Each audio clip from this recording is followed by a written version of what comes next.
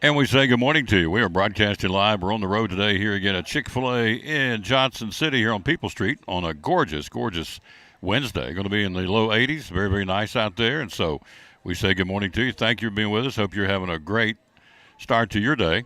We are, of course. And so thanks as always. We will start the show a little differently today. We're going to be joined by Mike Ezekiel coming up here in just a few minutes. Again, we're back with the Bucks, and he's going to start. He's back in town, I should say. I mean, we're going to start revamping a update with Buccaneer sports periodically here on the show. Also, Greg Sawyer joins a little bit later on Major League Baseball update. Got high school baseball, high school softball, and soccer to talk about. We've got Major League Baseball to talk about. Obviously, got some NBA news, all that, and a whole lot more. But we'll start it. One of the folks I've looked up to, will continue to look up to. Charles Stanley passed away yesterday. I guess you knew that by now. And so, again, books I've read and am reading. His messages on CD. I've got DVD sermons of Charles Stanley. Passing away yesterday. On his Facebook page, his homepage, Charles Stanley. What are you living for? What's your goal in life? Do you have any real purpose for living? You're just going through the motions. God says we ought to be living to worship and to serve Him. Then Charles Stanley says on his memorial page, charlesstanley.com, when you arrive in heaven and stand before the Lord, you will not be rewarded for what you've received. You'll be rewarded only for what you've given. Whew. And that hit me like a ton of bricks. When you arrive in heaven and stand before the Lord, you will not be rewarded for what you've received. You will only be rewarded for what you've given. Dr. Charles F. Stanley. Lost him yesterday. So, what an impact this gentleman had. Here's the verse of the day. Acts 20:24. Life is worth nothing unless I use it for doing the work assigned me by the Lord Jesus, the work of telling others the good news about God's mighty kindness and love. Acts 20:24. It's the verse of the day today on the show. So there you go. Wanted to start off, but just saying a huge thank you to Charles Stanley. He has impacted my life in many, many, many, many ways. Wow. His sermons, his books, his DVDs, watch him on YouTube. I've got tons of his sermons on CD. So, anyway, just want to say in my small way here on the show, thank you to Dr. Stanley for everything you did and will continue to do in my life as far as the books and stuff, reading about him and so on and so forth. Tom Taylor Sports Show. We are live here again at Chick-fil-A in Johnson City. We'll get it started with the national anthem. Here's Gabe Short, ready to sing a little bit for you. Mike Ezekiel at the bottom of the hour talking ETSU sports. Greg Sire talking Major League Baseball coming up. Busy night in the Bigs. The Braves win again. We'll tell you all about that. Clayton Kershaw gets a milestone pitcher for the Dodgers. We'll tell you about that.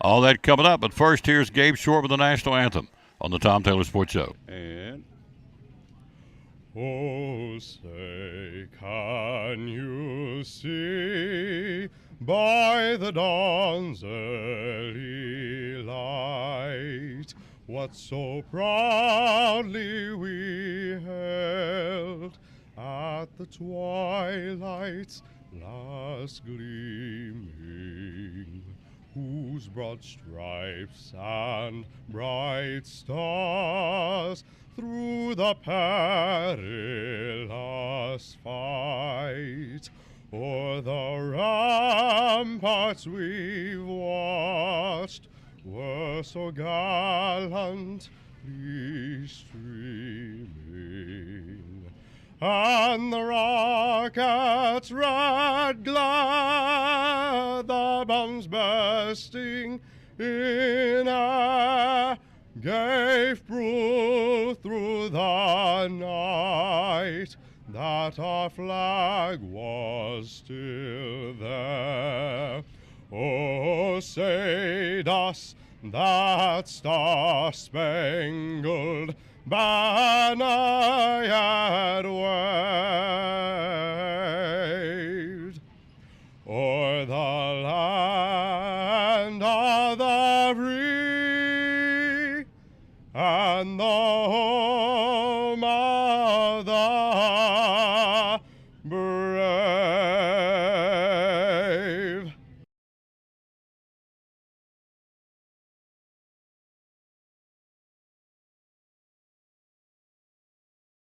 One of our great sponsors on Cyclone Football, again, the great folks at Ivy Hall Nursing Home. Joseph Taylor, tell us what it's all about. Yes, sir. We specialize in short-term rehab or long-term care. We accept all major insurances. We accept Medicare, Medicaid. What we really love is people that come in that have had a knee replacement, hip replacement, come to Ivy Hall for some inpatient rehab. We have physical therapy, occupational therapy, speech therapy. We have a full-time respiratory therapist. And Tom, you can see I'm a big guy, so you know I like food. I know good food, and Ivy Hall specializes in home-cooked meals, three good meals a day. You can catch me every day right at the door getting my tray myself. There you go. That's awesome. How do we find out more about Ivy Hall on social media? Yes, sir. We have a Facebook page, Ivy Hall Nursing Home on Facebook, or a website, ivyhallnursinghome.com. One of our great sponsors, folks. Glad to have them on board. Ivy Hall Nursing Home on Cyclone Sports and the Tom Taylor Sports Show.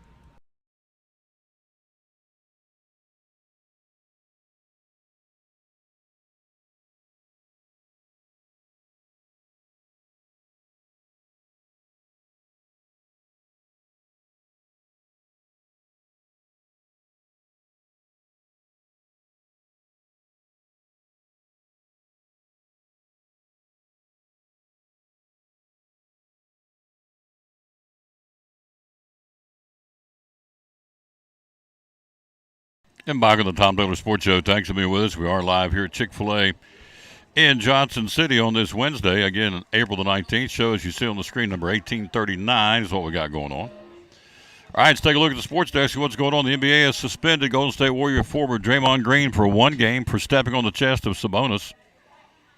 The suspension based in part on Green's history of unsportsmanlike acts.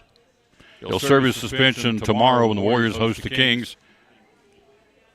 For Game 3 at the Chase Center, Sacramento leads at 2-0. Sabonis suffered a bruised sternum and is a question mark for the game tomorrow night. Draymond Green has been called for 6 flagrant fouls and 27 technical fouls in 147 career playoff games. So the question for me is, why does this guy continue to be able to play? I mean, 6 flagrant fouls, 27 technical fouls, in 147 career playoff games. Obviously, this guy's got some anger issues, I suppose. I don't know Draymond Green, but obviously I don't know anything about this guy except he plays with the Warriors. I assume he's a pretty good talent, to say the least, but apparently cannot keep his emotion and his anger in check. 6 flagrant fouls and 27 technicals in 147 career playoff games. Anyway, he's not playing tomorrow night. So, the RUB. All right, college basketball, Tennessee.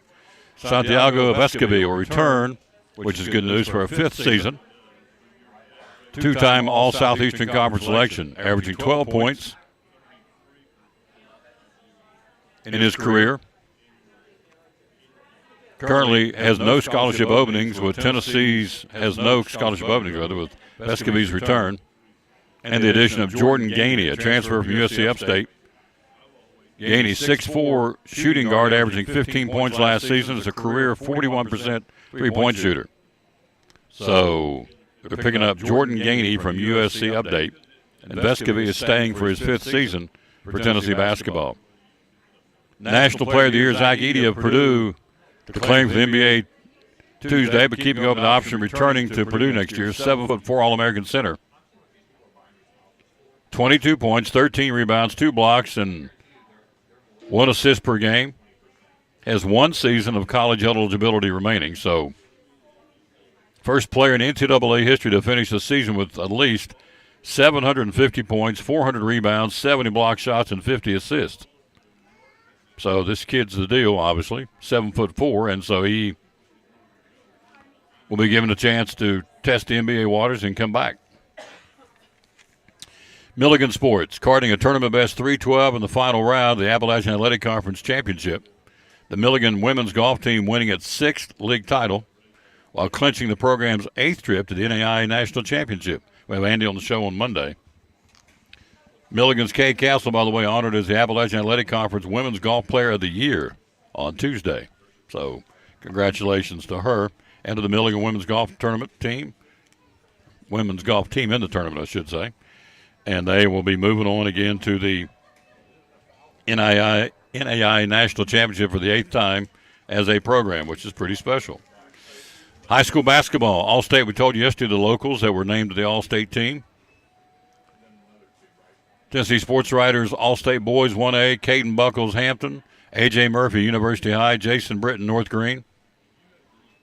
Of course, Murphy and Britton are juniors, are back next year. Buckles is a senior. Why is somebody not picking up Caden Buckles to play basketball? This guy can play. In 2A, maybe they have, I just haven't heard, but I don't think so. I haven't heard anything to the contrary that he has been recruited or is signing with anybody. Caden Buckles from Hampton, kid can play. In 2A All-State, Leighton Fry, West Green Senior, Christian Derry, Chucky Doak Junior All-State. In 3A, Jolton Harrison, the senior from Volunteer, All-State. In 4A, Jamar Livingston, Daniel Boone, Senior, and Brady Stump, Dobbins Bennett, Senior, making the 4A All-State. So congratulations to those guys. So Murphy's back, Green's back, Derry's back next year. All-State selections, Tennessee Sports Writers. So congratulations to them. We are live here at Chick-fil-A in Johnson City. Again, on this Wednesday, our first guest is here in the house. We'll get to him here just as come out of this break. Mike Ezekiel from East Tennessee State talking Buck Sports. He joins us right after this from Double C Western Supply. He's live here on the road.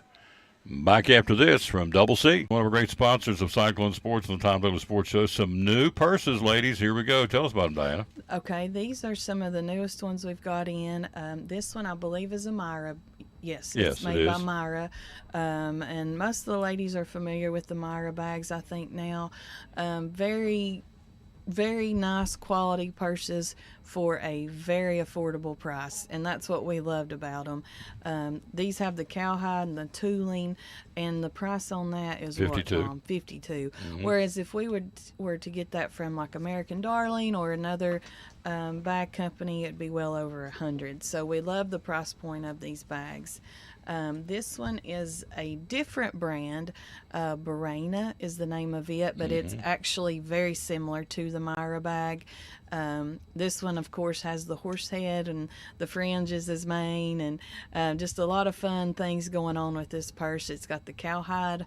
It also has like an Aztec Southwestern feel on the inside with the horse head. So lots of fun things there for that purse. And there again, it's a great price point too. Does it have the 70? 70 versus where it would be over 100 from some of these other makers. So we're excited to offer those bags. This one is also, I believe, yes, a Myra bag. Sometimes it's hard to tell the Myras from the Barenas, but this is a Myra as well. It's got the same look as a lot of the other bags. It's actually lighter weight than the full leather because it has the canvas back.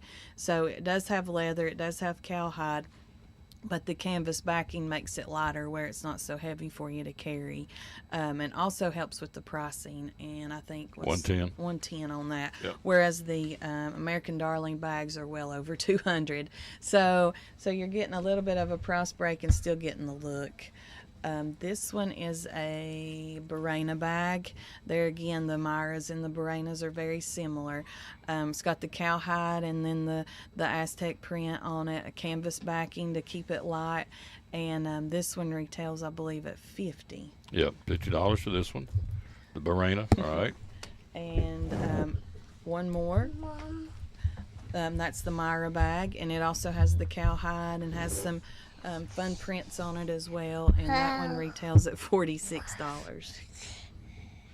$46, okay, and there's that. I'm showed on the back. Yep. And that's a Barena.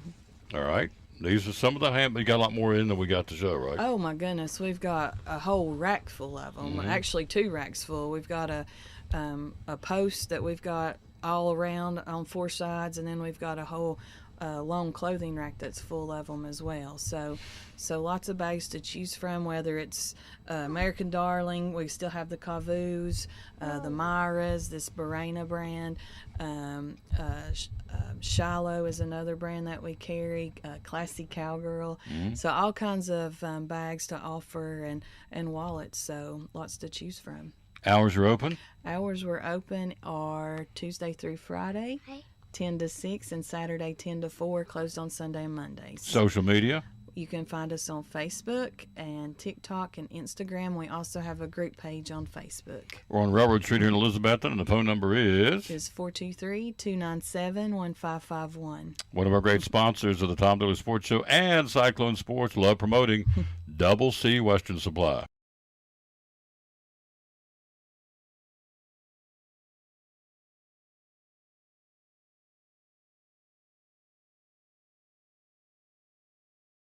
Hey, it's your girl Mayani. A little thing that I love about the Chick-fil-A Cobb salad is the chicken. Literally, the nuggets, they smack. When you put those nuggets in the salad, it just brings the salad to life. I'll give it a 10 out of 10. Hi, I'm Jasmine. And a little thing I love about the Chick-fil-A market salad is that the chicken is super juicy and the apples can be a little tangy, also a little sweet as well. So there's just a ton of different flavors. It's just so good. Back on the Tom Dillard Sports Show. I guess Arnold Schwarzenegger said it best. He's back, so that's good. I'll be back, and he's back. It's awesome. Mike Ezekiel, back from Texas, right? Back from Texas, yes, sir. Yeah. Glad to be back, Tom. Absolutely. Mike was with us. We were talking off air. I guess we did this for a couple of years. And then he took a job in Texas and has recently got married and come back. And did you tell me she's expecting? Yes. Yeah, yep. that's what I thought you Got a told me. baby on the way in June. That's awesome. So Mike's back, and we're going to have him on periodically talking about ETSU sports. We've not had a voice to do this since he's been gone, quite frankly, at least not consistently. So what got you back? ETSU brought you back? Yeah, absolutely. So I left here after graduating from ETSU in 2019. Those of you that may not know my story, I was a graduate student here. Loved ETSU, loved everything about it. And then I left to take a full-time job at McMurray. It's a D3 school in Abilene, Texas.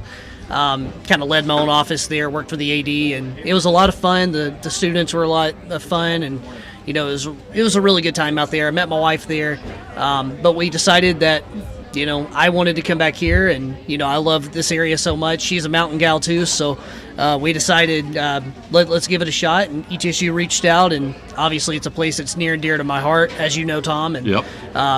I wanted to be back, and it all worked out. So we came back in August, and we've been back almost a year now. Here we are, ready to go, talking Here on Buck Sports. Show 1800 something for you now. 1839. I remember 1,000. I was here Yeah. for 1,000. So Yeah. look at you, man, still rolling. Wow. 839 shows later. Wow. That's a lot. That's a lot of yapping. So It is. we're cruising towards that big 2000 show, and so when we get there, it may be a Mardi Gras, it may be a whole week celebration. I don't know.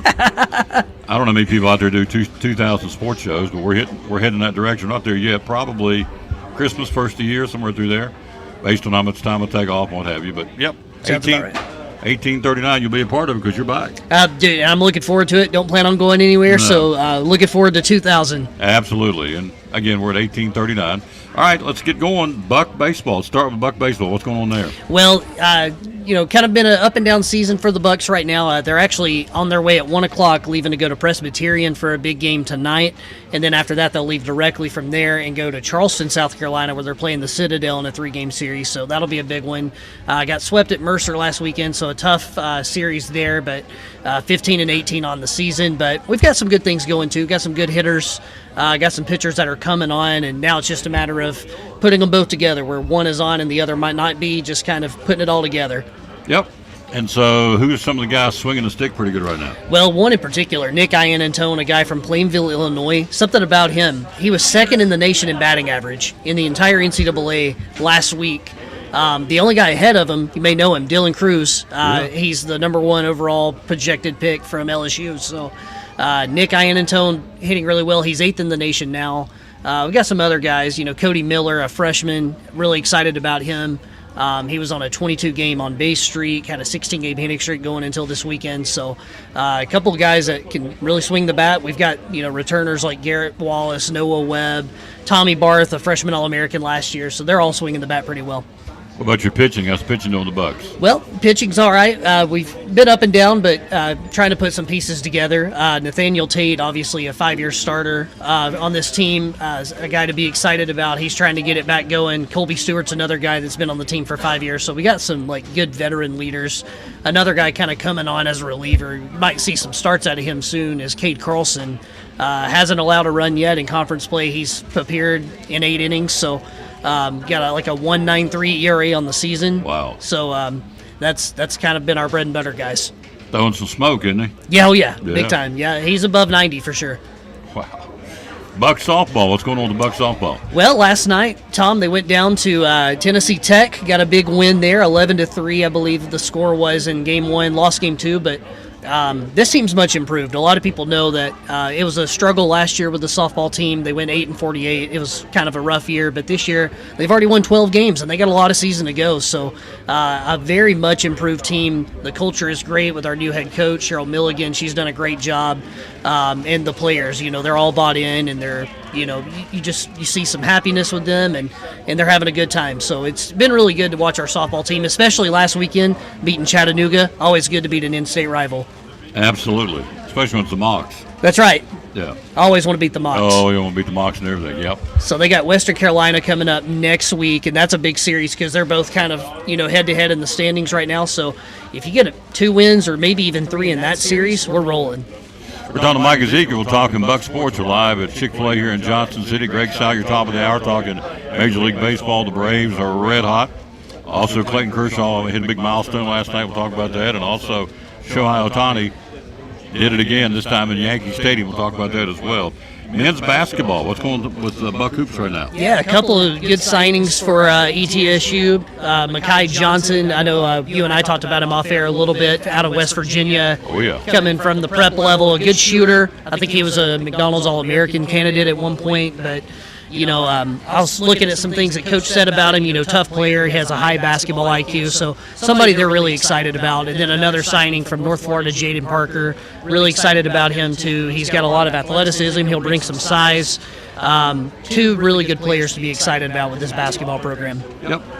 You just got named a head of basketball operations. Yes. Rob Peterson. Yep. Rob Peterson. You may know his dad, Buzz. Very involved with the Charlotte Hornets. Once coached at ETSU. Chris Arkenberg, an assistant coach he brought in from New Orleans. Excited about him. He's a good guy. Joe Hewley, obviously being back. He was here last year. He played for ETSU, and a lot of people know him. So Brooks Savage building a really good staff. A lot of people are excited about Brooks. He's a great coach and a great basketball mind. Yep. Now, when you say director of basketball operations in name, what does that mean? What's his job? He's over the whole program? Well, director of basketball operations is more of a assistant to the head coach as far as kind of handling player relations, but also handling booking the hotels, booking the food, and those sort of things, but also in a coaching role as well and serving the program that way. So like another assistant coach. Yep. So he's on board. That'd be Buzz's son, which is a pretty good tie there. I'd say so. Yeah, no question. We're talking to Mike. So Buck basketball, he's put together his staff. Some of the guys have left, which is normal when a new coach comes along, but he's retained some guys too, right? Yeah, we got a few guys coming back. Jaden Seymour, that's one I'm really excited about. Alan Struthers. There's going to be some familiar names next year as we come back. There's also going to be some new faces, so we'll see how it goes. Obviously, having Coach Savage, a guy that a name that people are familiar with, and some familiar players, it's going to feel really good and hopefully all be put together. Mike's a big sports guy, so we'll talk a little National Hockey League here in a minute, maybe a little NBA as well, and we'll get into that here in a second. Ladybug basketball, heck of a year for the first-year coach. Absolutely, and women's basketball is actually the sport I cover most, so, being really close to that program, Coach Brenda Mock-Brown has been incredible. Great staff to work with, great players, but for them to go from being a 6-22 team last year to going 25-10 this year, the largest turnaround in the NCAA this season, I mean, it's been an incredible journey. And being so close to winning conference, I think the goal for next year will be that. But so much has been accomplished, and they're bringing in some players. We're bringing a lot of the team back. I think we're going to have maybe 11 returners, which is almost unheard of. We only graduated one player, so it's going to be really good for this team. What's the key to the turnaround, do you think? I think just culture. I think, it was already built last year, and I think they were already trending in a good direction. And you hear Coach Mock a lot. She always references the assistant coaches, Jackie Alexander, Joe Silvestri. They were already here. They already built that program with some good recruits and some good players. Coach Mock didn't have to recruit anybody when she got here. It was already in place for her, so her only goal was just to, set the culture, set the standard, and to just kind of help lead the team. And that's what she's done, and I think that's the key to the turnaround. Last one we're going to talk about is women's golf. Is that right? We got a lot of them, actually. Just some other sports going on. Women's golf just finished their tournament. They finished 4th, but Holly Muse finished 5th, so it was a good run for her. Tennis, I'm really excited about tennis, Tom, because they're playing their tournament this week, and I think the women have a shot to win it all. The men also. I mean, the men are the defending champions, and it's always hard to knock off a defending champion. They're going to go in as a lower seed. I think they'll be number 3, but I think they have a shot to win it on Saturday down in Chattanooga. But the women especially, they had a heartbreaking loss to Furman, but were undefeated up to that point, so watch out. I think tennis may be bringing home a couple titles. Which would be pretty cool. Yeah, absolutely. I'm excited for it. I'll be in Chattanooga Saturday. That's where I'm going. So excited to see the women and the men do well and bring home some awards. Hopefully today, too. They're announcing all conference today, so that'll be good. Track and field going. They're doing okay and had 3 golds last weekend, so excited about that. And then next week, men's golf. As you know, men's golf, a very good program at ETSU, nationally ranked. Probably the heavy favorite to win the SoCon in my estimation. Some really good players on that team, Archie Davies, Matt Zaggy, and others. So, I mean, a lot going with Buccaneer sports in the spring. Where do they play, the tournament? I didn't look that up. I need to. It's not local, though, right? No. It's not I think the else. women were at Hilton Head, and I don't want to get confused on the men, but we'll look that up. All right. Hello to Rick, watching down in Pensacola, always does. Hello to William Welch and Reba Whitehead and Linda Birchfield. Thank you guys and ladies for watching the show. We're live here at Chick-fil-A in Johnson City. Show number, as we said, 1839. So Buck basketball, spring football just finished up, and so those guys are in, I guess, spring workouts now, right? Yeah, spring workouts, just kind of rolling that way. I don't know how many days they have until they can kind of hit the field again, but obviously in the fall that'll kind of pick up a little more. But the spring game was about 2 or 3 weeks ago and had a good turnout for that. We had a youth clinic that morning, and then obviously a lot of good performances. Tyler Rydell back at quarterback. We have like 5 guys in the mix right there. Anaj Carter's a guy to watch. A wide receiver that played last year. He had a really good spring game as well. Ran the ball some and caught the ball. I think he had 2 touchdown catches maybe, and some good defensive guys like Max Evans coming back. Steven Scott, you may remember him. He's coming back. So an exciting group, and also the coaching staff has kind of been put together. A lot of guys that are young and hungry and guys that are familiar with the program. I like what Coach Quarles is doing with that program. You're a big sports guy. Obviously, we haven't had you on for a couple of years. So since that has happened, since you were here last, I guess, is what I should say, sure. We now have name, image, and likeness in college sports and the transfer portal. As a sports guy, take off your ETSU hat, put on the Mike Ezekiel sports guy hat. What's your take on those two? You like them or don't like them? The NIL and what was the other one? Transfer portal. Transfer portal. It's a blessing and a curse in some ways. So, I think a program at ETSU's level, the mid-major D1s, you kind of benefit some from the portal because, you get to help, kind of fill those gaps that you might have, but also it creates a lot of turnover. And so you wonder about, just me as an SID personally, it's kind of hard to sometimes break a career record at a school if you're not there. So I think that's the one downside maybe of the portal, but it also gives a lot of student athletes a second chance and another opportunity. So if used right, it's definitely a good thing.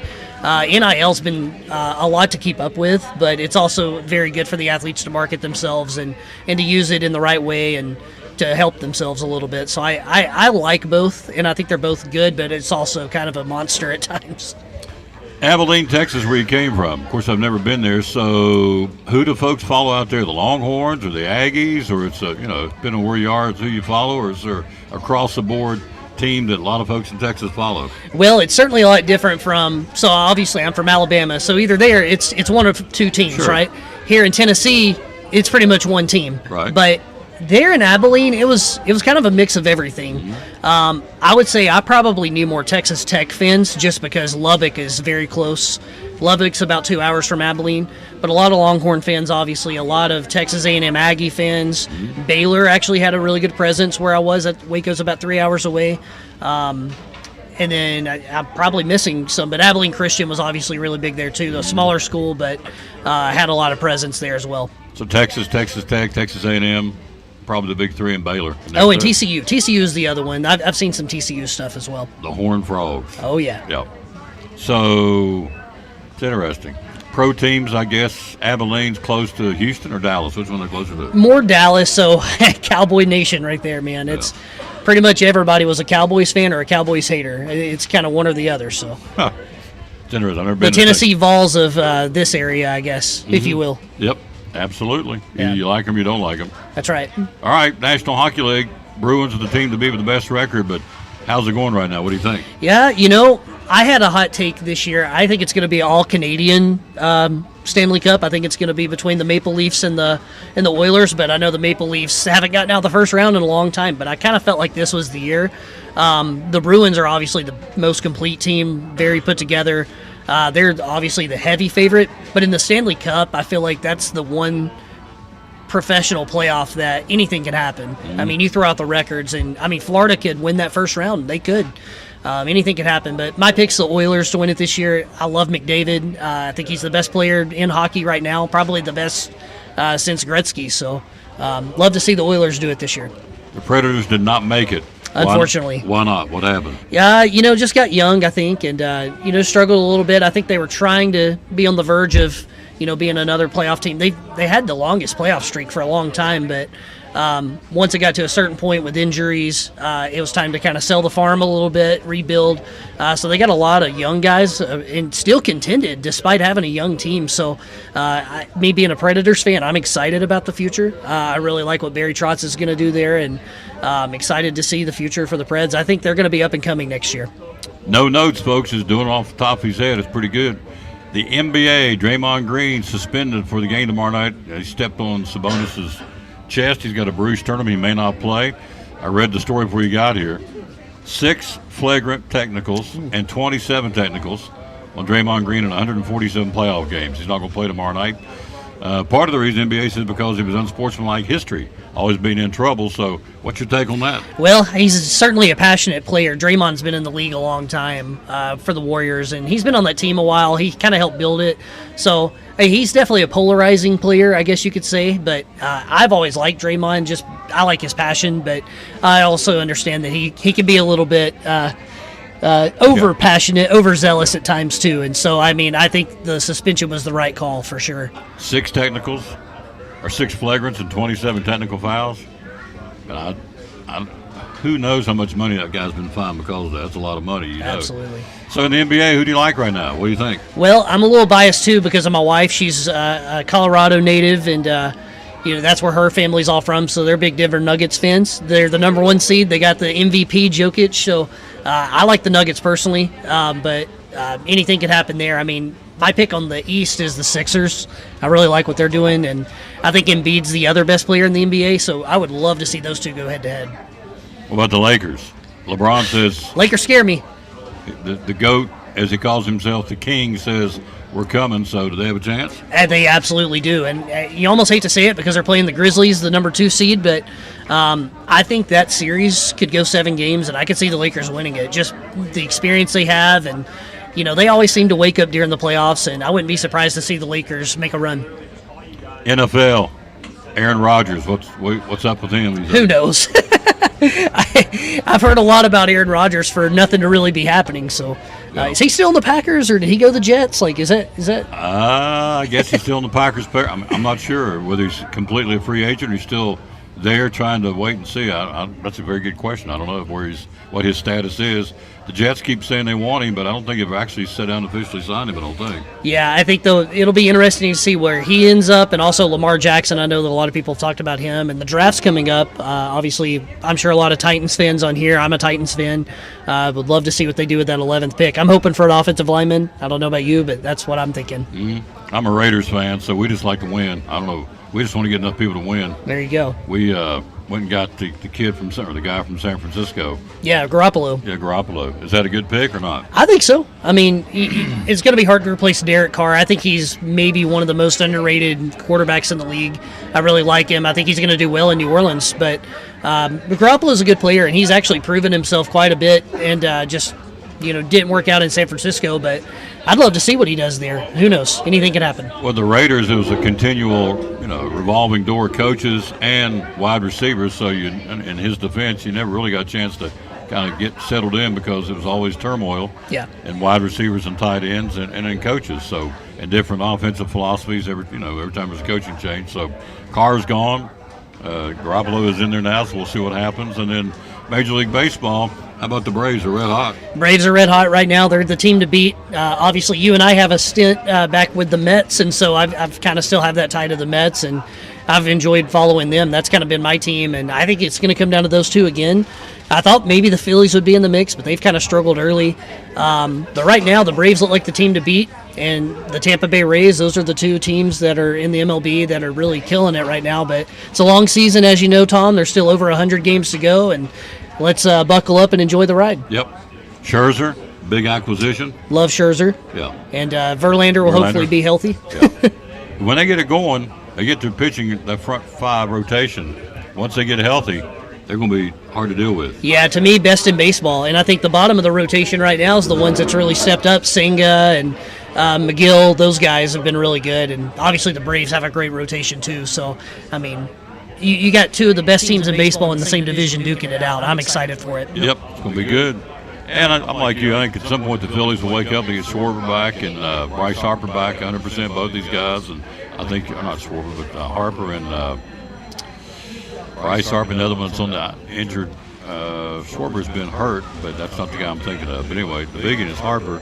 Get these guys back. I know Fernando Tatis comes back tomorrow for the Padres. He's been ripping the cover off the ball to AAA. So yeah, it's Ohtani. Is he the best in baseball? I think so. I mean, it's hard to beat a guy that can do both and do it as well as he does it. I mean, there's guys that have done pitching and hitting, but not anybody to that level.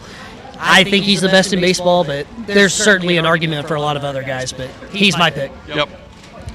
Buck Sports, how do we find out more on social media? Where do we go? Well, so if you want your stuff straight from the web, like you, Tom, I'm sure you like to go to the web, etsubucks.com. We always put out stories there. We'll actually have some stories going out today. In fact, Kevin Brown, our sports information director, just put out a story about Artavius Smith, one of our former football players. He's playing overseas now in Poland. So etsubucks.com, find that information there. Also, Facebook, ETSU Buccaneer Athletics, and on Twitter, ETSU Athletics, and then obviously all of our sports have their own account, so you can go there as well, and then Instagram, ETSU Athletics.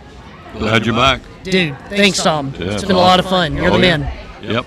We'll get him back on a regular basis talking Buck Sports. We'll take a break. We'll be right back from Big John's Closeouts, your steel dealer.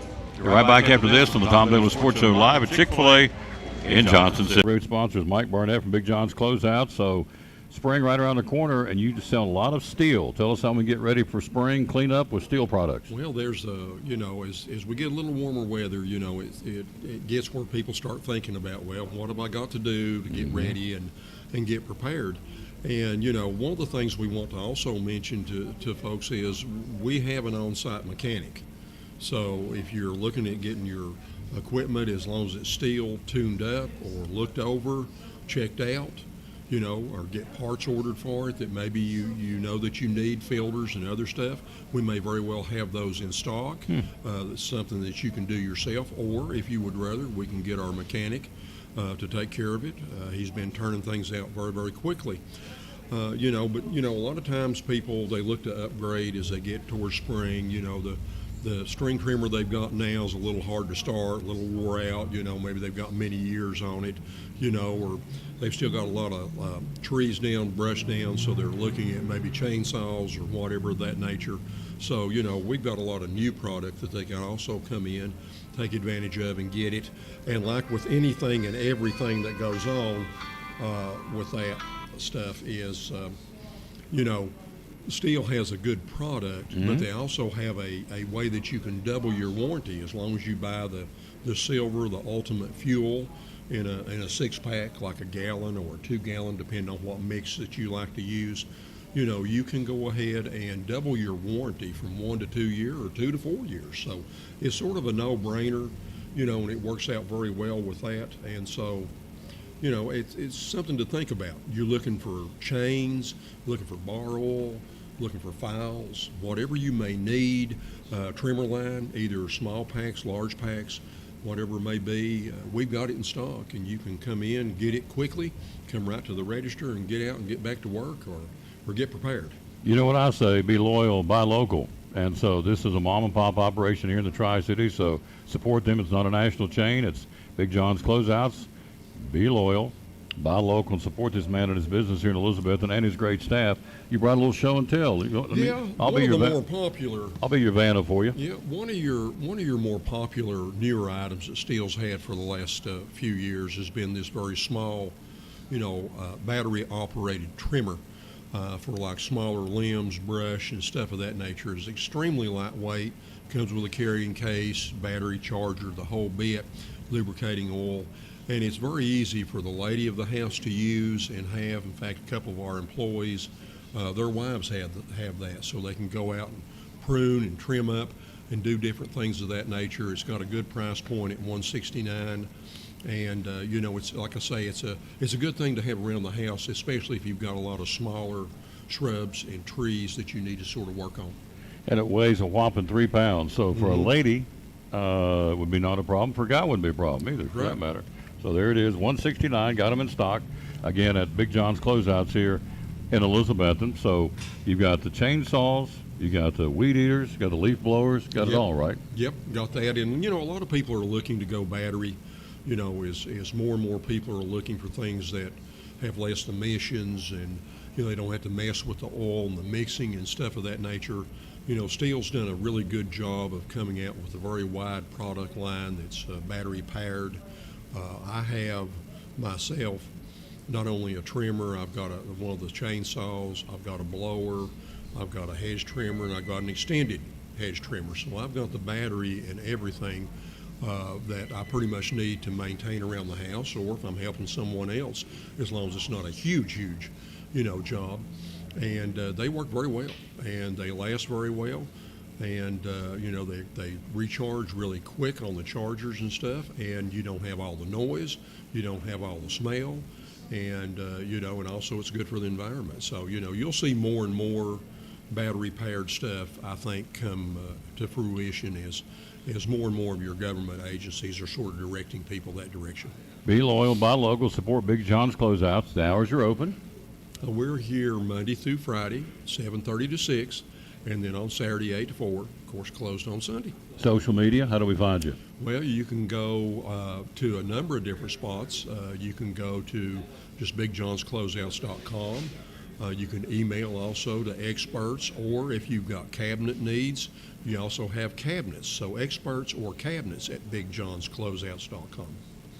One of our great sponsors on the Tom Bailey Sports Show and Cyclone Sports Love, promoting him. Be loyal, buy local. Big John's Closeouts here in Elizabethton.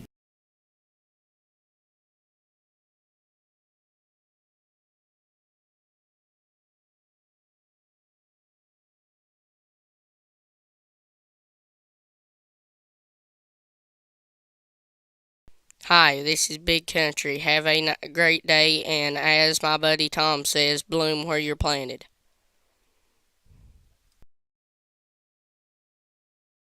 Back on the Tom Bailey Sports Show. Thanks for being with us. We are live here at Chick-fil-A in Johnson City. Hi, ladies. Bye, ladies. Have a good day. Let's take a look at some NASCAR news. The points have been restored. If you're a fan of Kaulig Racing, you'll be happy. NASCAR's final appeals officer restored points. Yesterday it had been stripped from Kaulig Racing for unapproved parts modifications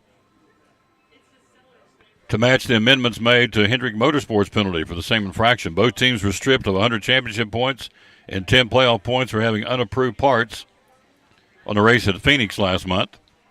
Both teams appealed, and a 3-member panel restored the Hendrick points but upheld $400,000 in fines and 4 race suspensions for 4 Hendrick Motorsports crew chiefs.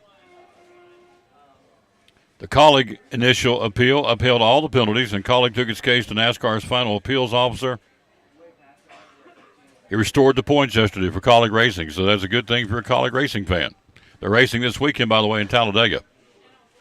And they will have a doubleheader on Saturday at 4 o'clock, the Xfinity Series, the Ag Pro 300.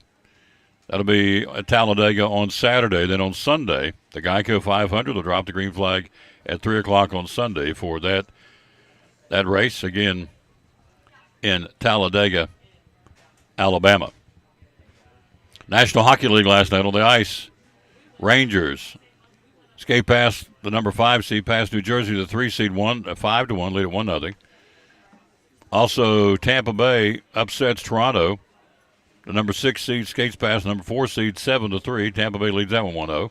In the West, Winnipeg, the 8th seed, knocking off the number 1 seed, Las Vegas, 5-1.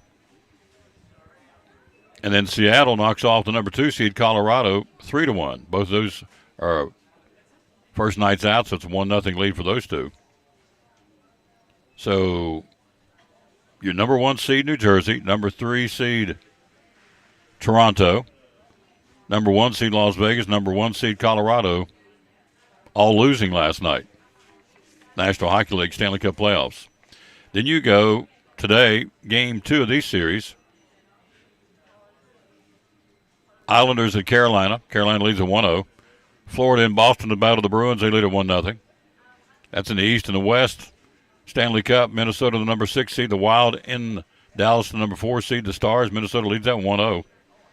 And the LA Kings lead Edmonton in the series 1-0. Kings, the 5th seed. Edmonton, the 3rd seed in the West. So, night number 2 of the Stanley Cup playoffs. The National Hockey League. All right, so that's what's going on there. Still a little track and field. Had some interesting numbers yesterday. And this, of course, our reference point is the Johnson City Press, which we certainly appreciate them being so good to work with. Is it right here? Yeah, let's see here. Nope, that's baseball. I'll get to that here in a little while. Greg Sager coming up top of the hour talking Major League Baseball, by the way. Well, it's somewhere. I got it highlighted because I was going to talk about it. Too many papers, folks. Too many papers.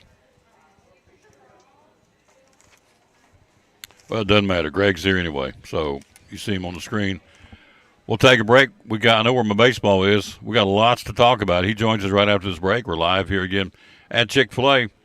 Back after this, one of our great sponsors, the good folks from Advanced Heat Pump Systems, here on the Tom Taylor Sports Show. Ooh, right after this. He's right back with us. So, I got a brand new heat pump in my house because this gentleman, it is all sun. If he can help me, he can help you. And you guys have been busy. Tell us how you can help us. Well, we're getting ready to hopefully get some warm weather. It's hot today, kind of turn, so definitely now's the time to get your air conditioner checked out, spring maintenance. And this is the time to do it. Don't wait till it's 95 outside and not working. Better jump on it. Yep. Preventive maintenance is always the best on everything, isn't it? It is, yeah. I mean, especially, we go from heat to cool so much around here, and you never know what's going to be tomorrow. So, good to have it checked out and make sure it's going to be ready to go. What are the telltale signs that things aren't going right on our heat pump? Well, I mean, that's the bad thing about, it doesn't work. You get home and it's 90 degrees in the house. But we can look at a lot of things. We look at, amperages on motors, bearings, the coils, and clean the coils, and just make sure. We can see a lot of stuff on the back end of it that prevent it from tearing down in the future. So you don't want, during the winter, you get high electric bill. That's the big thing you see. Because it'll still work a lot of times in the winter. Your auxiliary heat will spin that meter off a while. Oh, yes. But, summertime, it's a little different. You just come home and it's hot in the house. So what can we do to make sure our heat pumps, the filters, keep them changed? Be sure to change your filters every month. I tell people all the time, when you get your electric bill or just something you do monthly, just tie it with your filter. Whenever you get electric bill, change your filter. It doesn't have to be the electric bill, just anything. Just change your filter. It doesn't have to be the best filter in the world. People ask me all the time what filter I use. I don't use expensive filter. Just Don't use one you can see through, but Yeah, you're a little thin. Yeah, good point. We're talking to Michael Vance, Vance Heat Pump. So, website, social media, and when you do new installations, what do you use? Which brand? oh, we're not particularly branded. We do a lot of Rheem, Bosch. Bosch is a really high-end unit, but Rheem and Bosch are two big ones. We also do Air Temp. We do Mitsubishi mini splits. We do geothermal, Intertech geothermal units.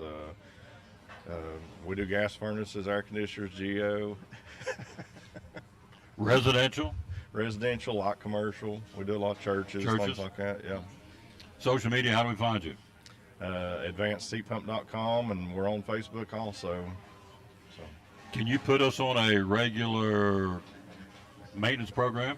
Absolutely, yeah. So we got a few options for that. If, like in your case, you just got a new system, this coming year, just do a one-time tune-up. It's $90. We come out, check it out, just make sure it's doing what it's supposed to be. If you want a twice-a-year maintenance, it comes with a few discounts with it. We come out, check it in heating and air conditioning, go through the whole system, at least, in heating mode and cooling mode, and that's a, twice-a-year visit, and it's $190. Or you can wait till it tears up and just pay me to come out and put in a new one. Phone number to call? 926-2665. One of our great sponsors, the Tom Dillon Sports Show and Cyclone Sports. Love promoting these folks because I got a brand new heat pump and it is nice.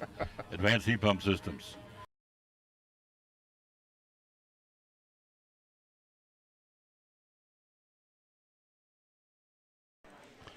Back on the Tom Dillon Sports Show, we are live here at Chick-fil-A in Johnson City on this hour number 2 of the show. Thanks to Mike Ezekiel coming in, show number 1 from ETSU. Got him back. He's moved back into town. We got him on a regular basis. Tomorrow we'll be at Port Travis Deli.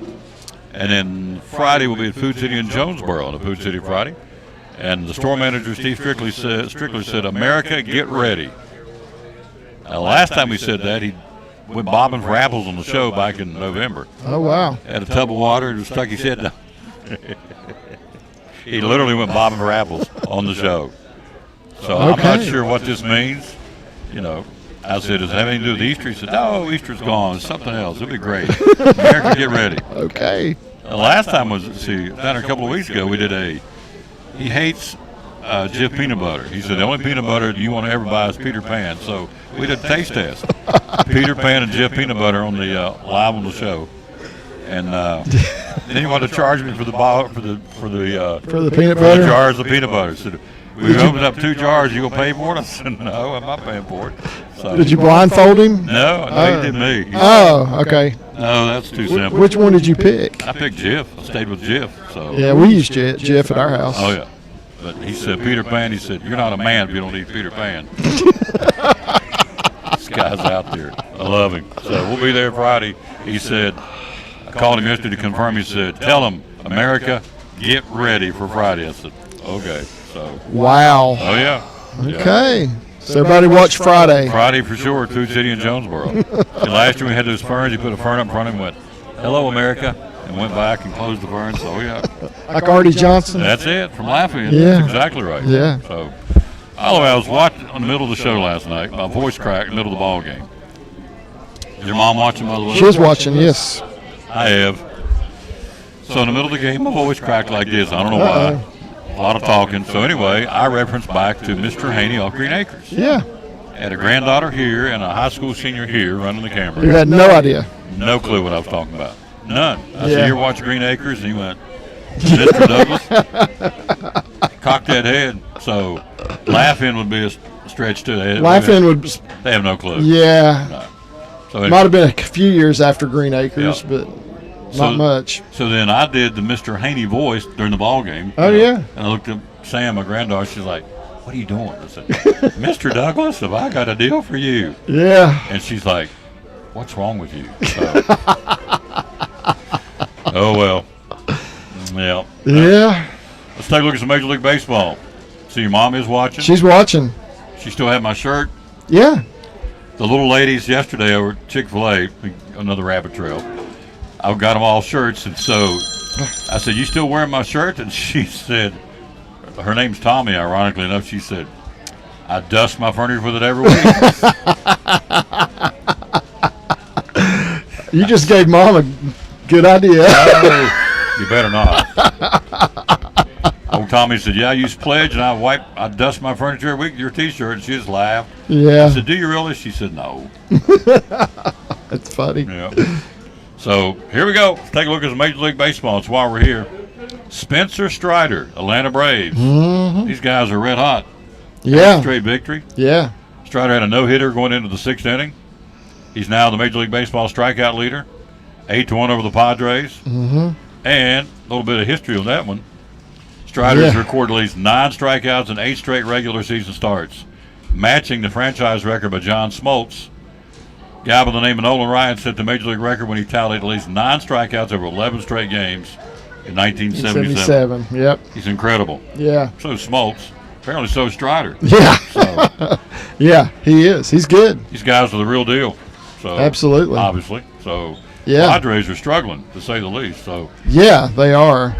They are. Of course, the Reds had to play the Braves last week too. The only good thing about that series with the Braves for the Reds was they only lost each game by 1 run. At least they were competitive. You know. that's how bad the Reds are. We get excited, only lost by 1 run each game. That's how Yeah, bad they we are. only lose by 1. Not that they're winning, but just the fact they're not getting clubbed when they get beat. killed. Yeah.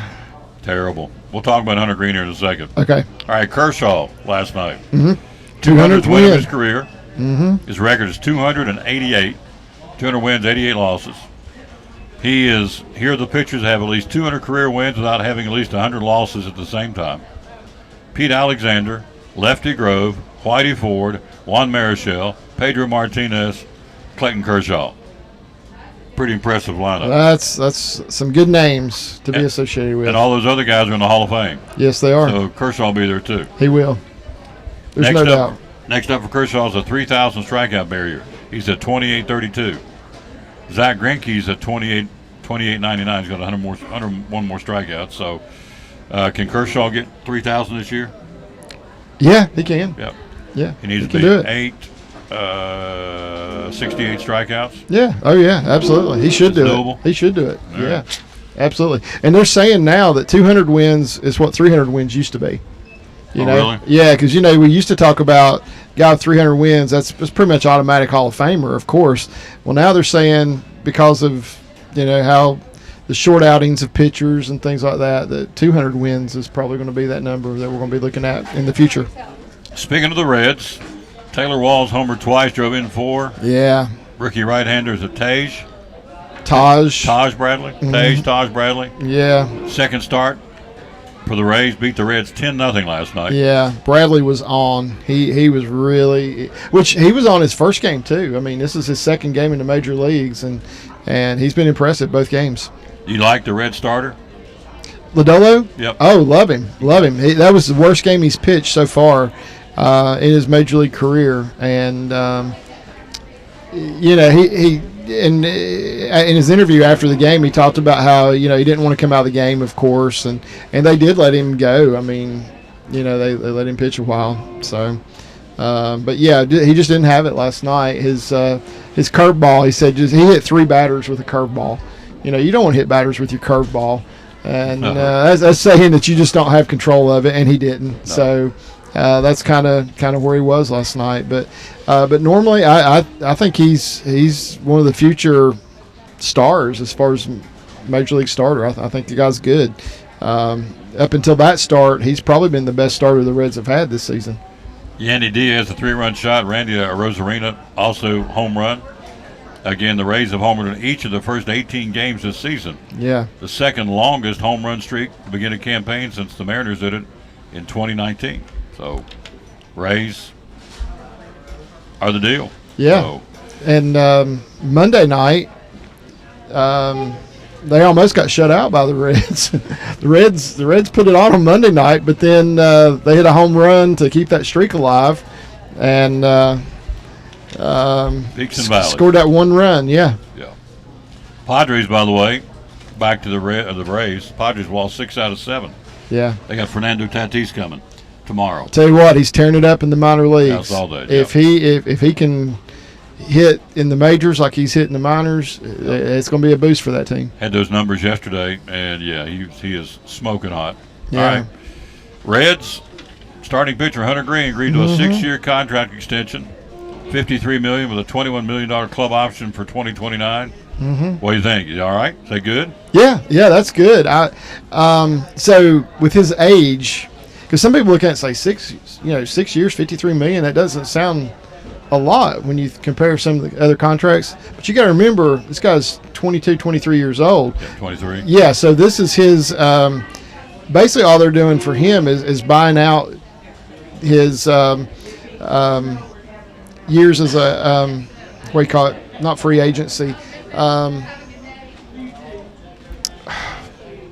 When you go to court with the team, you have a mediator. What do you call it? Arbitration. Yeah, arbitration. Yeah, they're buying out his arbitration years. Is what basically all they're doing with this. And good move for the Reds. Good pitcher. He's not had the success. I mean, he's been when he's good, he's really really good. But when the teams are matching up with his 103-mile-an-hour fastball, which they can do now, he struggles a little bit. But yeah, good move for the Reds. He's 5-13. Yeah. 4.42 ERA. Yeah. 188 strikeouts in 142 innings. He's already had 3 10-strikeout performances and even flirted with a no-no last year. So yeah, he and Lodolo and Ashcraft are those the cornerstones of the pitching that's staff? it. Yep, that's the three-headed monster at the top of the Reds pitching staff right now. They'll trade him. Yeah, they will. They'll get rid of him. They'll do something stupid and get rid of him. So yeah. By the way, the Reds are on them today. Major League debut for Levi Stout. Levi Stout on the mound at 12:35 in about 20 minutes. Yeah. Against Tampa Bay in the getaway game. And Cleveland, Detroit, San Francisco, Miami, Cardinals hosting Arizona. These are day games. Texas and Kansas City, Philadelphia, in Chicago against the White Sox, the Dodgers and the Mets, Noah Syndergaard against Marcus Stroman. That'll be a pretty good matchup. That'll be a good one. Pittsburgh in Colorado, the Cubs in Oakland, Seattle. These are all day games. Seattle hosting Milwaukee, Atlanta, Charlie Morton against Nick Martinez, 4:10 first pitch at Petco Park. Those are all day games. Under the lights tonight, Angels and Yankees, Baltimore and Washington, Minnesota at Boston and Fenway, and Corey Kluber on the mound tonight for the Red Sox, by the way. Yeah. And Luis Garcia and the Houston Astros hosting Toronto tonight. So there you go. That's what happened. That's what's going on in Big League Baseball. Did you see? I got the standings in a minute too. Did you see the new proposed changes? More rules changes in the Atlantic League. What they're doing? Oh yeah, Rob wants to do more. I'll tell you what. They're trying their best to make the game look nothing like the game that we grew up playing. Oh yeah. There is no reason for this. Go ahead and talk about it. Go and tell them what it is. But there is absolutely no reason to do this, and I'll tell you why after you say what it is. I knew when I saw this, I thought this is going to push the magic button, and it has. 3 rule changes we're looking at this year. They're going to run it through the Atlantic League, and if it happens there, it goes okay. It's usually the kind of a lab to see if it's going to work, testing ground. The first one is a designated pinch runner. Each club will list a player who is not otherwise in the starting lineup as a designated pinch runner. I would not be one of those. Me Nor would neither. be Mr. Salyer. Me neither. No. That player may then be substituted at any point in the game as a base runner. The player who is substituted for, as well as a pinch runner, may then return to the game without penalty. So it's like kickball over first base. I kick and I'm slurring molasses to get Tom off there and put Louie in there. So Louie runs for me, but we both go back out and play. So a designated pinch runner. What would be the reasoning for this one? I have no idea. No idea whatsoever. That's just stupid. Yeah. I mean, okay. The rule is when there's a runner on base, if you pinch run for them, that player's out of the game. That's been the rule since day one. Yeah. Now they're wanting to change that and say, well, they can go back in. No. Yeah. No, just no. Yeah. I mean, that's going to – and then the pinch runner can be inserted at any time. He could run for everybody. You get a guy on base, they could run for him. Every run time. for you in the third inning, run for me in the fifth inning. Yeah. We both go back out and play. Yeah. Because you're slow and I'm slow. Put him in there and let him run for us. Yeah. So that's one of the rules. Number 2 is the The double hook. the double hook, and also the limitation on mound visits. Let me read this here. Unlike the new MLB rule, which allows the pitcher to disengage from the pitching rubber twice during an at-bat, the Atlantic League test will permit only a single disengagement per at-bat in 2023. What does that mean? So that means the pitcher can only step off the rubber once per batter. To speed it up, right? That's the whole point? Yeah. All right. That's what it's all about. That's rule number 2. First one is designated pitcher. Number 2 is you can only step off the mound once and not, but as he said, per batter. You're going to get off and rub the baseball up or step off and tug on your cap, take a big deep breath, you get one time. Then the third one is the double hook DH rule, allowing clubs to use the designated hitter throughout the game, provided that the club's starting pitcher has completed at least 5 innings. If the starter fails to make it through the fifth, the club then loses the DH for the remainder of the game. Something else the umpires, somebody's got to keep up with here. The double hook DH rule. Yeah. So in layman terms, what's that mean? Okay, so you have a designated hitter, but if your starting pitcher does not go 5 innings in the game, you lose your DH and the pitcher has to hit. Now, there was a reason that we got the designated hitter in both leagues was to increase the amount of offense in the game, right? I mean, that was one of the reasons we did that, was to increase the amount of offense in the game. Now they're trying to take it out. Now, the only good thing I can see about this is it could, and I hate the rule, to be honest with you. I think it's stupid. Which I'm not a DH fan anyway. I think pitchers ought to hit anyway, but that's just my opinion. I'm old school. Never liked American League style baseball when there was a difference, just because of that. I didn't like the DH. So the only thing that I can see as a positive for that is these managers that like to pull their pitcher with after 4 2/3 innings. That might make them say, well, let's let the guy finish the 5th inning. That's the only positive I can see in that at all, just so he can keep his DH. What it will do, it will eliminate what we know of as the opener, which is what Tampa Bay did in Cincinnati Monday night. They had an opener for the game. It was a bullpen game. Is basically what it was, and so. They have a guy that they call an opener come in and pitch 1 inning, and then they'll bring in somebody else to pitch maybe 2 or 3 innings or maybe more. But that would eliminate that, because if your starter doesn't go 5 innings, you lose your DH. Pitcher has to hit. Told you after the first set of rule changes, I guess it was a couple of years ago, we were at the old store. Yeah. I said, once he gets the barn door open, look out. This year we got those new rules, and now we got 3 more on the table. They're going to use an experiment, but everything they've used, they've kept. Pretty much. Everything they've tried as a trial balloon has ended up becoming a rule or a new mandate in Major League Baseball. So what is wrong with the product we've got now? Why does he want to keep, he being Rob Manfred, why does he constantly want to keep making changes? I don't know. I mean, to speed it up, I guess? I don't know. I guess. I mean, that's the only thing. Which now we're having – I have actually watched personally 2 sub-2-hour games. That's unheard of. I mean, we used to never hear of that, Now, and they say, well, people's attention spans are shorter. They don't want to stay for. I feel like if I don't get about 3 hours out of a game, I've not gotten my money's worth if I'm paying to go. To be honest, I mean, so there's 2 different ways of looking at this thing, and they're looking at it the wrong way. Absolutely. So, and do the fans have a voice? No. They don't care what we think. No. We're just going to keep charging prices. You're going to keep coming to the ballpark. That's the only voice we have, is to stop buying tickets, and people aren't going to do that. No, they're not. So anyway, that's 3 rules that are going to be implemented in the Atlantic League for this upcoming season. Mm-hmm. If it sticks, then there's probably going to become new rules. But the pinch runner's one I like. I mean, so now all these clubs who just go out and find somebody fast.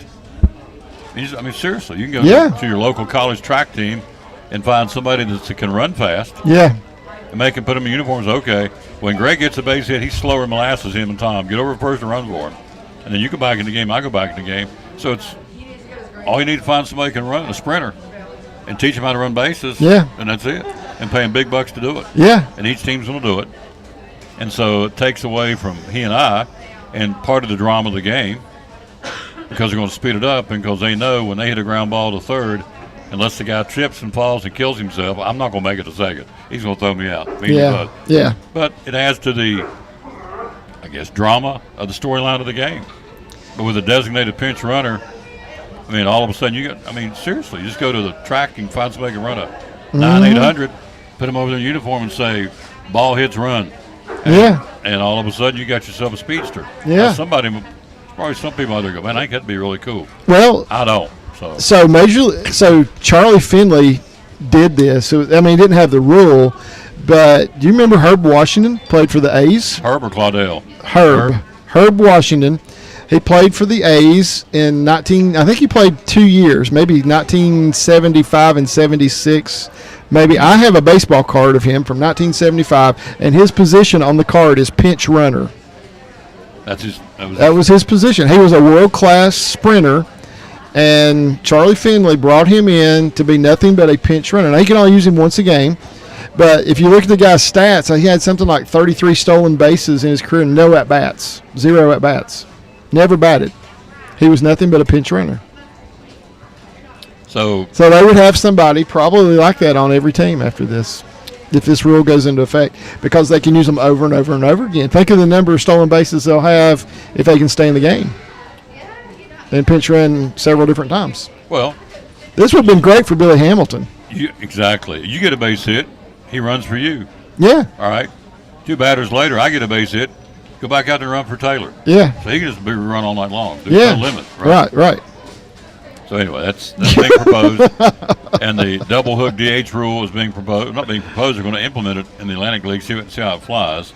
Yeah. And then the other rule is the pitcher can only come off the rubber one time per batter to spit, rub up the baseball, do whatever he does. Yeah, and they've sort of limited that anyway. Yeah. You know, this pitch clock has limited that anyway. Let's take a look at the standings before he gets out of here. So I do, but did you? But let me mention something else too. Did you see the thing? Since we're talking about the pitch clock, did you see the thing when Cody Bellinger came back to Dodger Stadium, and the fans were giving him a standing ovation as he comes into bat, and because of that, he wasn't in the batter's box on time, and they called strike one on him during his standing ovation that the fans were giving him. We've lost all of it. So this guy gets penalized because the fans cheering for him coming back to the stadium. Yeah. Back home. After signing with the Cubs, he comes back for his first game as a Dodger, and he gets a standing ovation. So then it's strike one because he's not in the batter's box in time for the pitch. I don't know what to say to that. Because he backed out, tipped his helmet, and stuff like that. Sure. Yeah. Acknowledging the fans who paid big bucks to be there. Yeah. To say thank you for being a Dodger. Yeah. Welcome back. We missed you. And he gets penalized for it. He did. Strike one. What did Dave Roberts, the manager, do? I'd have been. Yeah, I don't remember that, but I bet he had a fit. Oh, I'd have been jacked up. I was like, you kidding me? These people up here make us. Yeah. I'll never forget this. It's a side note to what we're talking about. Richard Petty at the track always carries a Sharpie in his pocket to sign autographs. King, why do you always ask him up here getting ready to introduce him one time at the race. Why do you always have a Sharpie? That was a setup question, I guess. Just me and him standing there talking. Yeah. I wasn't interviewing him. He turned around and said, "See up there, boy?" "Yes, sir." He said, "That's what made me famous. I'm never going to forget those people. They want me to sign something, I'll stand wherever for as long as I need to sign it. I'm not going to forget the fans." Yeah. All right. These guys and ladies pay big bucks at Dodger Stadium. Mm-hmm. Cody Bellinger comes back. They want to say, "Congratulations. We miss you." Standing O. He gets punished. That's crazy. Yeah. And nobody said anything. I don't know. I didn't see that part. I don't know what Dave Roberts' reaction was, but yeah, he should have had a cow when that happened. Well, So what's come down to is we're going to do what we want to do. You just pay the money and come. We're going to have a baseball operation. Yeah. An on-field game the way we want it. You just show up. You ain't got no input. Yeah. Don't ask. Just pay the money and come watch us play. We'll do it how we want to do it. Yeah. And that's wrong. The fans ought to have it. Yeah. And you're right. Quickest way to get their attention is stop coming, but they're not going to do that. Yeah. So, You know, Cincinnati, they've kind of done that. There ain't nobody there. We're seeing record lows this there year. ain't nobody there. Yeah, we're seeing record low numbers. I watched the highlight the other night. I guess last night. Yeah, it was last night when Lodolo was pitching, and there wasn't enough in there for a good card game. Yeah, I think announced attendance was like 7,000 and something. That was how many bought tickets, but that wasn't how many showed up. What do you do with the Reds? I mean, how do you take care of payroll when you can't? You got 7,000 people in a 42,000 seat stadium thereabouts. Yeah, something like that. Yeah. I mean, how do you make payroll? How do you pay the bills when you got 7,000 people coming in? Well, you just don't pay them nothing. That's what they do. They have one of the lowest payrolls in baseball. So yeah, they just if they would. I mean, we're saying that after we talked about a guy signing a 6-year, $53 million contract extension. But if you think about it. If they would put some money into the team and pay some guys to be out on the field that fans want to go see, and they win, and they would win. That's right. Then it would change things. Yeah. So winning solves a lot of problems. It does. It fixes almost everything in baseball. Yeah. 7,000 fans in a Major League Baseball ballpark. Yeah. Now, granted, it's a Tuesday night. Right. But 7,000 fans. And it was. I think it might have been the record low. Against one of the hottest teams in baseball. Obviously, coming out of the gate, Tampa Bay. It wasn't like it was the Royals or somebody. Right. I think we're seeing the unraveling of Major League Baseball. We'll see. But making all these rule changes. Yeah. And the fans don't have a voice.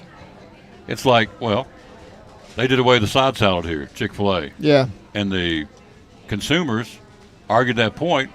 They brought it back. I mean, it did. Yeah. Chick-fil-A said, we've heard, because I eat it a lot.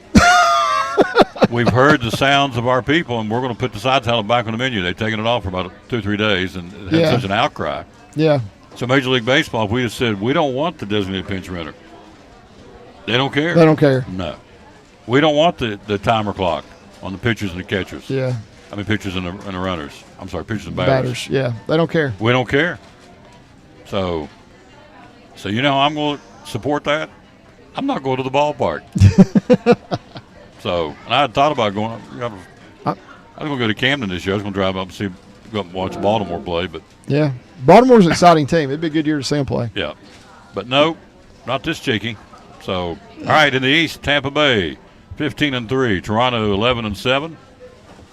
What do you think about that right now? You got a 4-game lead. I better put my glass back on. It looks like a 4. Yeah, both those teams are really good, I'll tell you. And the Yankees are really good, too. The Yankees have had a lot of injury problems that I think have set them back. But because if you notice, Baltimore's caught the Yankees now. They're both 10-7.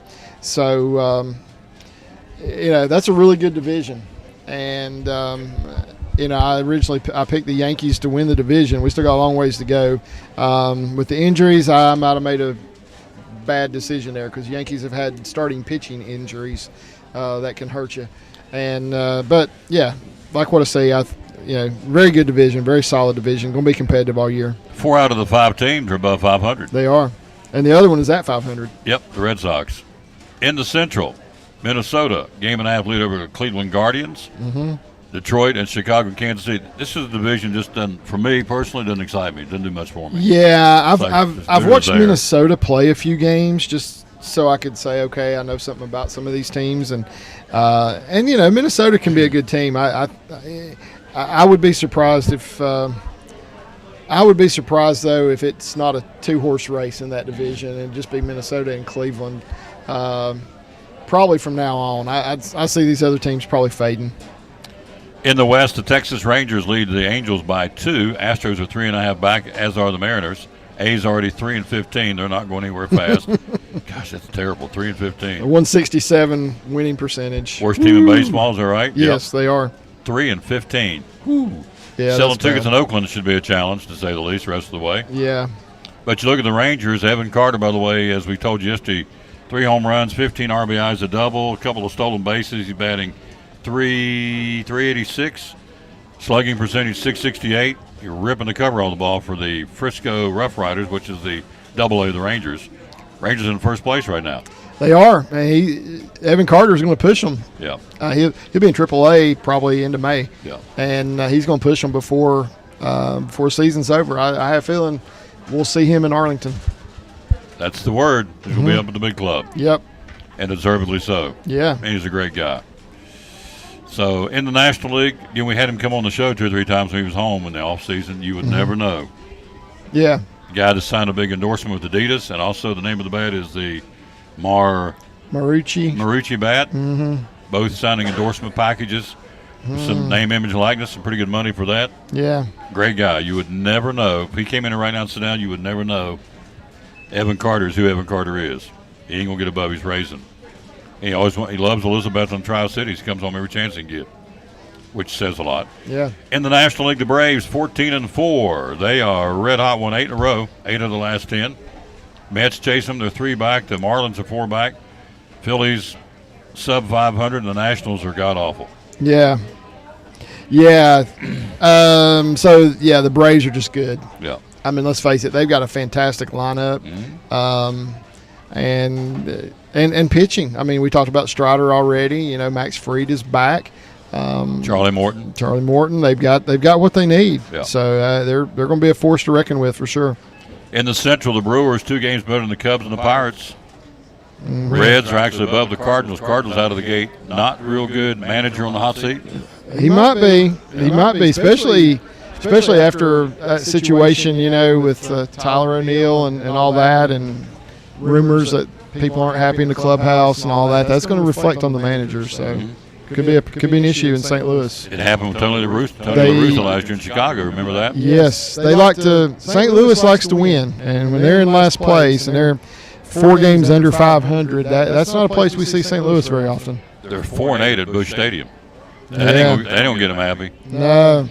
The natives will be restless for that for no other reason. Yeah, absolutely. In the West, Arizona leads the Dodgers by 2. The Padres 3.5 back. Padres have lost 3 in a row and 7 out of 10. They're struggling. Yeah. Which is surprising. I've watched them play a couple of times. They got a good ball club, but they're just not producing. That's exactly right. You just hit the nail on the head. They've got a great team. Fernando Tatis Jr. is going to be a boost to that club when he gets there. The pitching's not performed. I think that's been their big problem.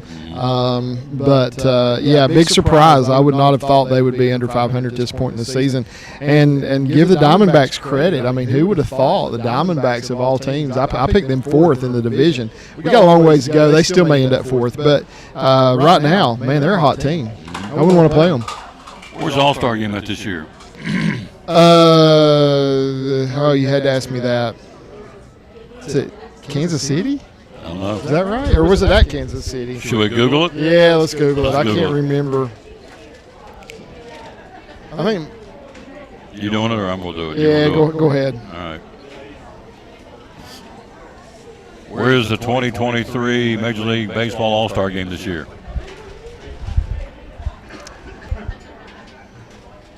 Seattle. Okay. It was at Kansas City last year. That's what it was. Yeah. T-Mobile Park.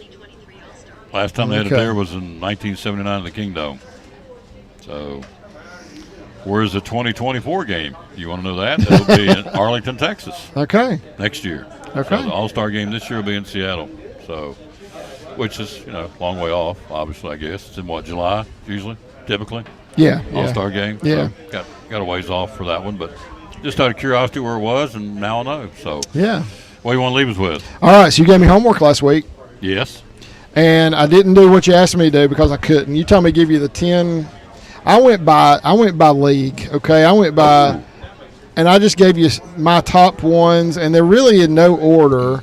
But I think these are the best for each division of baseball by AAA, AA, High A, and Low A. The team names, because you asked me. Yep. So where do you want to start? You want to start low and go high, or we'll go high and go low. Okay. AAA. Here's some of the best ones that I came up with. The Omaha Storm Chasers. Okay. Thought that was pretty good. Salt Lake Bees. I've always liked that Bees. Yeah. That's cool. The Sugarland Space Cowboys. That's a pretty good one. The El Paso Chihuahuas. Oh, I like that one. Yeah, that's a good one. The Lehigh Valley Iron Pigs. That has to do with the steel industry. Oh, yeah. So the Albuquerque isotopes. The isotope is That's like a medical thing, isn't it? It's like it's like something to do with chemistry or something. I'm not The sure. Albuquerque isotope. Yeah. And then the old one, the Toledo Mud Hens. Love it. Yeah, Mud Hens. yeah, that's a good one. All right, if you go to Double A, the Altoona Curve, thought that was pretty neat. The Biloxi Shuckers, Corn shuckers? yeah. That's cool. Montgomery Biscuits, and I like that one. The Biscuits, I think that one's pretty cool. The Rocket City Trash Pandas. Their mascot looks like a raccoon is really what it looks like, in a trash can, too. The Wichita Wind Surge. Who comes up with these? Yeah, I'd like to know. The Montgomery Biscuits. Montgomery Biscuits. So their logo is a biscuit. Yeah.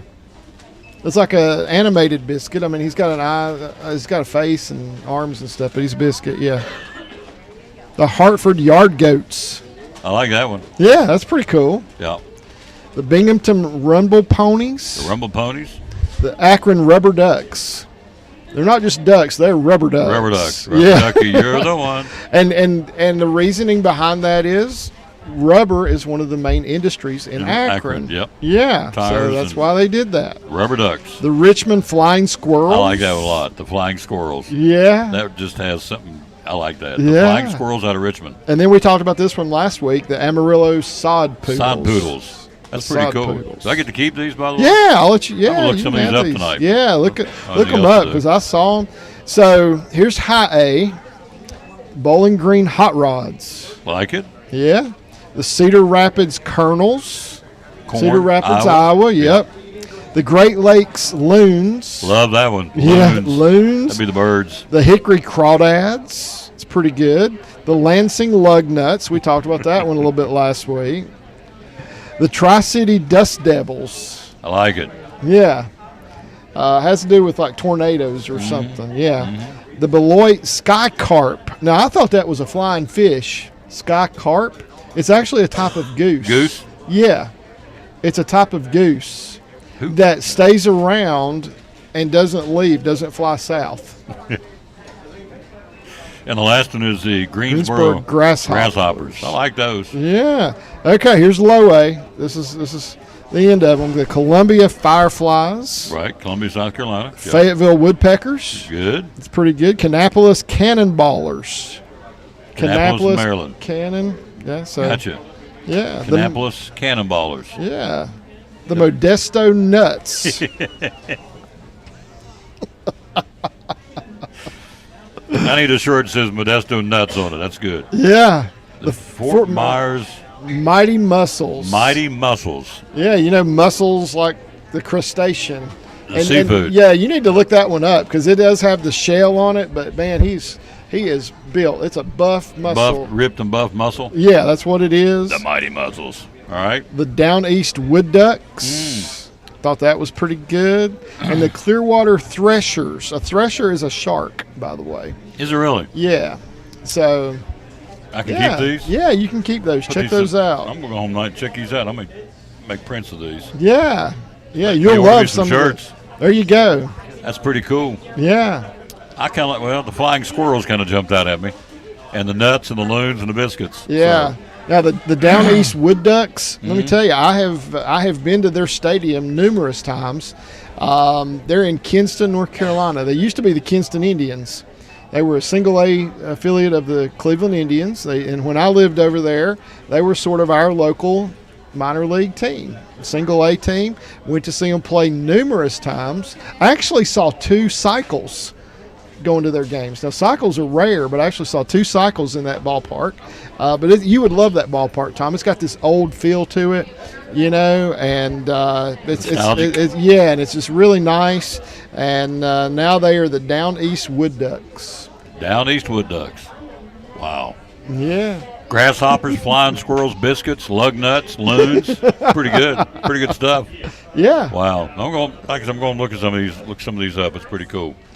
So, man, I appreciate you. Next week we'll be back in Elizabethton. So today we're in Johnson City. You hungry? Yes, sir. I am. All right, well, wolf it down. Compliments to the Tom Daly Sports Show. And I will see your smiling face next week. I may All have right. one of these shirts. All right, sounds good. Maybe a flying squirrel. Flying It's squirrel. got my name written all over it. A flying squirrel. Yeah.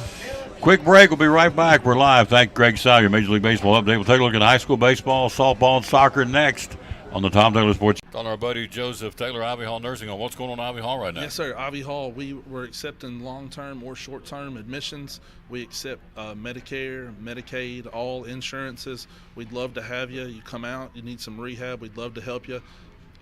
We got private rooms for rehab people. We can get you in, take care of you, send you home, and the food is absolutely out of this world. Types of rehab you guys do? Yes, sir. We have physical therapy, occupational therapy, speech therapy, respiratory therapy, and like I said, short-term or long-term residents. Yes, sir. Yep. You also are looking for help. Yes. I'm looking for RNs, LPNs, CNAs. If you want to be a housekeeper, laundry, kitchen, we're hiring. All departments are hiring at Ivy Hall. Ivy Hall Nursing Home. Social media, how do we find you? Ivy Hall Nursing Home on Facebook, or ivyhallnursinghome.com is where you go to fill out an application to work. Love promoting these folks right here on Cyclone Sports and the Tom Taylor Sports Show. It is the one and only right here in Elizabethton, Ivy Hall Nursing Home.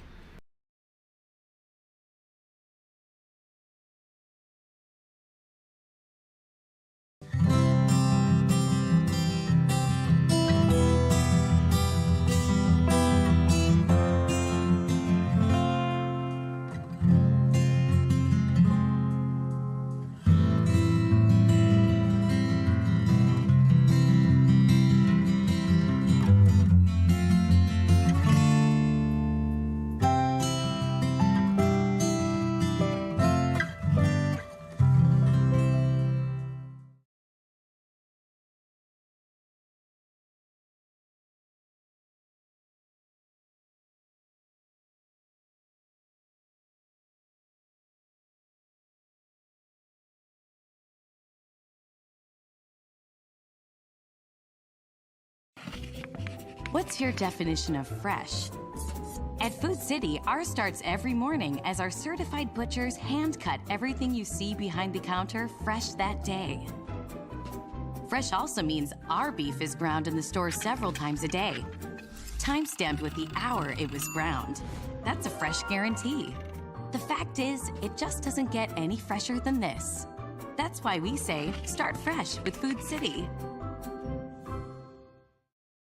Back on the Tom Taylor Sports Show. Thanks for being with us. Thanks for Greg stopping by. Appreciate that very much. And so we want to take a look at some high school baseball and softball right now before we get out of here.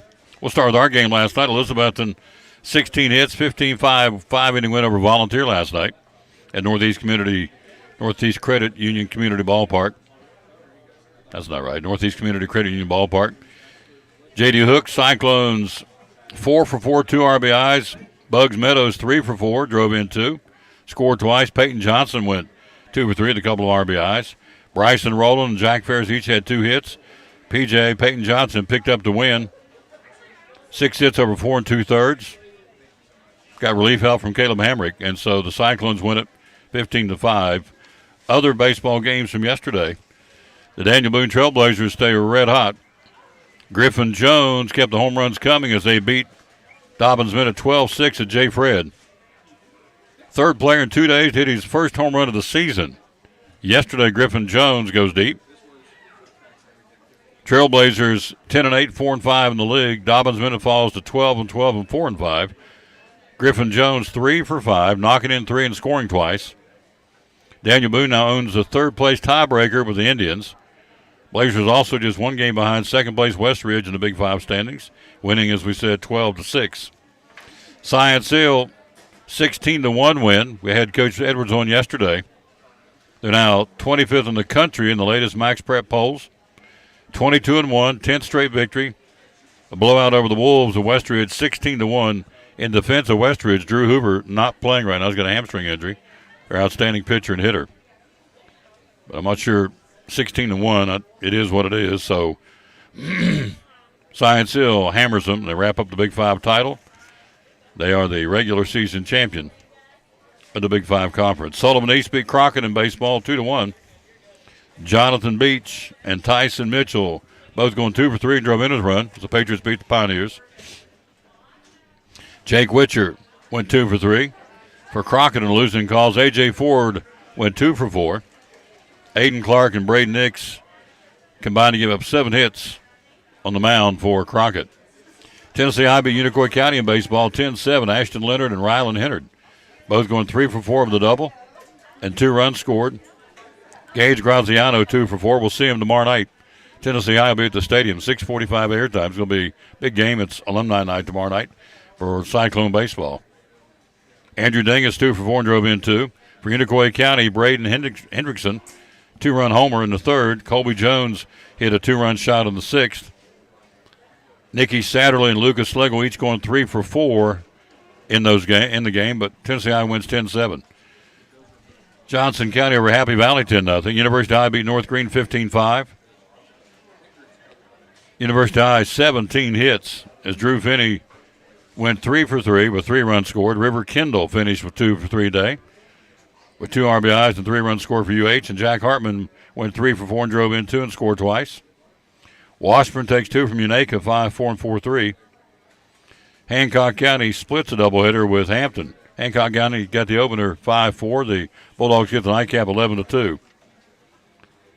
Brody Hicks in that second game, 3 for 4, the triple, 3 RBIs, 2 runs scored. Chance Point had 2 hits, including a triple, scored 3 runs for Hampton in that second game. And Cherokee beat Cock County 12-2. That's all in baseball. Let's take a look at softball. From yesterday, Elizabeth and the Cyclones defeat East 7-1. Sadie Williams, a freshman, 2-run shot, drove in 3. Molly Johnson went 3 for 4, 2 runs scored. Ember Jensen, Cheyenne Peru, and Sadie Williams all had 2 hits. Hannah Morgan had a pair of RBIs. Katie Botts 2 for 3 to lead East. Leila Bird totaled 8 strikeouts and gave up 3 hits in the circle. Elizabeth wins 7-1. Dobbins Minutes ladies beat Crockett 12-2. Haley Porter 3 home runs and drove in 8. DB wins 12-2. Hannah Fry went 3 for 4. Lexi Hawkins went 3 for 3 in a losing cause for Crockett. Science Hill Westridge split a doubleheader. Science Hill gets the opener 3-1, and Westridge wins the nightcap 8-6. Excuse me. 3 of those for you. Isabel Meeks strikes out 9 in the 3-hit performance in the circle in the first game for Science Hill. Laura Wilgus, hope I'm saying it right, had 2 hits. Kaylee Pickering went 2 for 3. With 2 RBIs. That's in the first game. In the second game, Westridge wins at 8-6. Victoria Browder, 3 for 3 with 3 RBIs and a double to aid her cause as the winning pitcher in game number 2. Daniel Boone shuts out Morristown East 5-0. Kaylee Osborne struck out 16 for Boone. Gave up only 1 hit. Boone beats Morristown East 5-0. Audrey Morehouse 2 doubles. Riley Crowley and Ava Saul both had 2 hits for Boone. Unicoi County's ladies over Tennessee High 6-3. Kendall Hensley, a 3-run shot, went 2 for 4 for Unicoi County. Riley Fields went 3 for 4, 2 doubles to lead the Lady Vikings. Ashley Worley hit 2 doubles, and Kaylee Hughes also had 2 hits on losing calls for Tennessee High. A couple of more. You had Hampton's ladies over Happy Valley 2-1. Lady Bulldogs 3 double plays and a triple play. Wow. Against the Lady Warriors, Abby Willis and Malia Scalf scored runs for Hampton. Ella Marble 2 for 3 to lead Happy Valley in losing calls, 2-1. 3 double plays and a triple play in one game. That's pretty impressive. That's the beauty of high school sports. You just never know from day to day what's going to happen. Johnson County beat South Green 11-6. Let's see. And one more. Unaka beat Cloudland 14-4. Haley Taylor. 3s across the board, 3 for 3, 3 RBIs, and 3 runs scored in the romp for the Lady Rangers. Ryan Turbyville had 2 doubles to lead the Lady Landers. Then we take a look at soccer.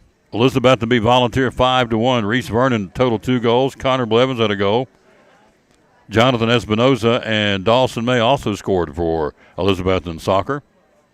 Unicoi County beat East 7-1. Kenny Meza, M-E-Z-A, netted 2 goals.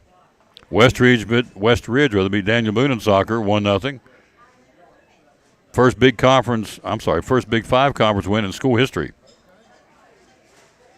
The Wolves won 4-3 in penalty kicks as Coleman David had an outstanding effort to preserve the shutout.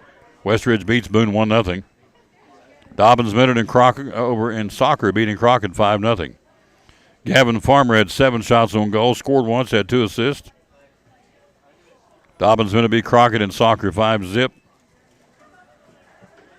And that's your look at soccer and softball and baseball. We'll take a break, come right back, and we'll run down real quick. They had a big track meet yesterday. Some pretty impressive stuff. Some school records set by several youngsters at several schools. We'll do that right after this timeout. We're live here again. We're on the road at Chick-fil-A in Johnson City. Back after this on the Tom Douglas Sports Show. But first, this from Northeast Community Credit Union.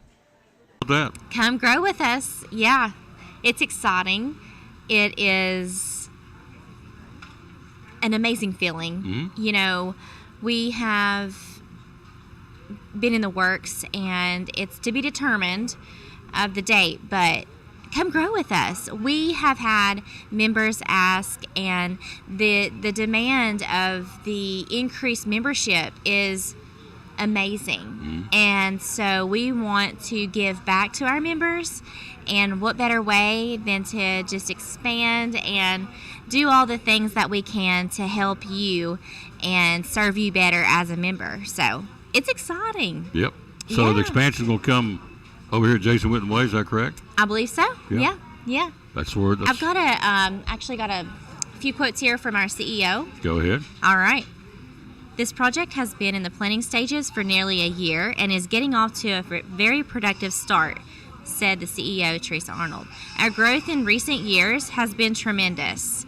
The increased member traffic and related transaction processing clearly requires additional space for our operations, Arnold says. Expansion and remodeling plans will result in enhanced service for members, including upgraded drive-through areas and additional offices for loans, debit cards, electronic services, and accounting processing. So if you want more information about this, you can visit the Johnson City Press and the Elizabethan Star and our Facebook page, our website. The information's in there. So get all of the article there, and if you have any questions, let us know. Absolutely. Yeah. And the website is? It is bemycu.org. Yep, very exciting. They're going to build over here Jason Witten Way in behind the high school here in Elizabethton. They're going to build expand the building, as you heard, for more office space and more because to accommodate the growth of the membership. That's right. That's what it's about. So we're just really excited. I feel like 2023 is going to be our year, and it's a good feeling, you know. Mm-hmm. We've got great employees, a wonderful board that do amazing work for the employees and for our members. So we really couldn't ask for more. So we're excited. Absolutely. You know what I'm going to ask? The hours are open? We are open at 8 o'clock at the drive-thru, Monday through Friday. We are open in the lobby 8:30, Monday through Friday. We close at 4:30 Monday through Thursday. We close at 5 on Friday. And we're open drive-thru only on Saturdays at every location, 9 until noon. Social media? Well, you can find us at Facebook, Instagram, and YouTube. And the website is? bemycu.org, or you can call me at 547-1200. There you go. Northeast Community Credit Union, one of our great sponsors here at the Tom Douglas Sports Show, and Cyclone Sports.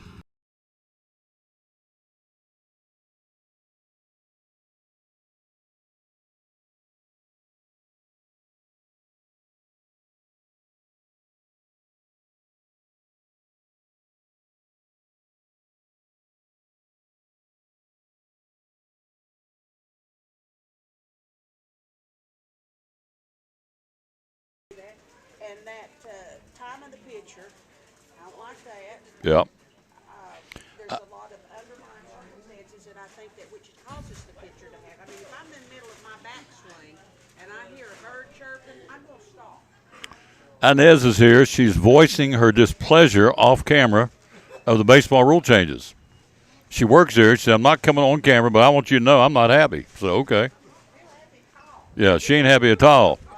She's jacked up. We want her to be happy. Yeah, we want Inez to be happy. Anyway, she's standing there telling me during the break about all the rule changes. She thinks it's crazy. All right, before we get out of here, let's run down this big track meet yesterday. The Big 11 Conference Track and Field Championship happened to DB. Darwin Bond, guy was a legendary sprinter around here and back in the 70s. Yesterday, Emmett Watson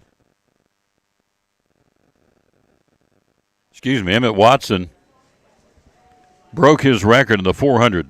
One lap around the track in 48.7 seconds. Personal best for Emmett Watson by nearly 2 seconds. He's from Science Hill, by the way. Broke the record set by Darwin Bond back since 1970. Pretty incredible. He also won the 100 in 10.9. He won the 200 in 22.11. And his fourth win of the day took the long jump, the leap of 21 feet 11 inches. Emmett Watson. Outstanding talent for Science Hill.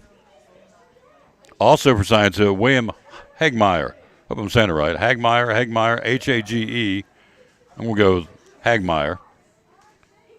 Record pole vault, 15 feet. Reset his own school record and broke the all-time Northeast Tennessee outdoor record. Set by Devin Wade at University High back in 2013. He went 14.6 then. This kid yesterday, William Hagmeyer, went 15 feet on the pole vault. That also ranks him third in the state for the highest pole vault right now. William Hagmeyer from Science Hill. Dobbins Minute swept the team titles for the 7th consecutive time, and longtime coach Bob Bingham, know him well, tied the late Tom Cornauer for the most coaching wins in the history of the boys' meet, which goes back to 1929. Pretty impressive. The boys' record, again since 1929, the boys racked up 203 points for their 73rd title. Talking about DB. Girls got their 26th win. The girls' streak is the longest in conference meet history. 26 straight years DB's girls have won this track meet, according to this article. Yep, 26 wins in a row. That's a dynasty. Samantha DeGrace, DB Jr., school record high jump, 5.6. Daniel Boone's 4x 800 relay. Meet record, 9 minutes and 46 seconds. That's everybody running 2 laps, 4x800. Ella Battelle, B-A-T-T-E-L, Battle Battelle, we'll go with Battelle. Sadie Honeycutt, Kerrigan Lewis, and Cameron Wingfield broke the meet record. Daniel Boone, 4x800 in a time of 9 minutes and 46 seconds. That's picking them up, putting them down. Tennessee High pole vaulter Farron Mears tied the meet record at 10.6 on the pole vault for the ladies. So, anyway, DB's guys and girls win the meet yesterday, the Big 11 Conference Championship at Dobbins Minute. That's going to do it. Wrapping it up, big thanks to Greg Sawyer stopping by, talking Major League Baseball. And Mike Ezekiel got him back. He's moved back in town. We hadn't had him on for 2 or 3 years. He's back. Mike Ezekiel, give you the Buck update. Tomorrow, we're going to be joined by Bill Robinson talking Milligan basketball in the Milligan basketball camp, up to 180 campers. If you want to get involved in the camp, you better get signed up. It's filling up quick. He'll talk to us tomorrow. Also going to be joined by Mike Barnett tomorrow from Big John's and some other folks. We'll be at Poor Trav's Deli tomorrow. Looking forward to being there. And then Friday, Food City in Jonesboro, where Steve Strickler said, "As America, get ready." We're getting ready for something big on Friday at the Food City show in Jonesboro. Last time we had him on, we had a taste test of peanut butter between Jiffy and Peter Pan. I stuck with Jiffy, and it really hurt his feelings because he's a Peter Pan guy. And then also, before that, he bobbed for apples. Remember that background Thanksgiving? He bobbed for apples on the show, stuck his head down a bucket of water and bobbed for apples. So we don't know what he's going to do Friday, but he's going to do something. And we'll be ready, as he told me today, said, "America, get ready. I got something new on Friday." So there you go. Hey, we're out of time. We thank you for yours. Back at it tomorrow at 11 o'clock. Thanks for being with us. Wrapping up show number 1,839 from Chick-fil-A here in Johnson City. Our verse today was Psalms 105. No, it was not. It was in tribute to Charles Stanley. And it's over here. I hope I can find it real quick. Oh, boy. Oh, boy. Let's see. Yep, there it is. Here's the verse of the day. Acts 20:24. Life is worth nothing unless I use it for doing the work assigned me by the Lord Jesus, the work of telling others the good news about God's mighty kindness and his love. Acts 20:24. Good way to wrap it up. Thanks for being with us. Back with you tomorrow, 11 o'clock from Port Travis Deli in Elizabeth. Until then, as always, we'll tell you bloom where you planted, and win or lose, be a good sport. Thanks for watching show number 1839 today, live at Chick-fil-A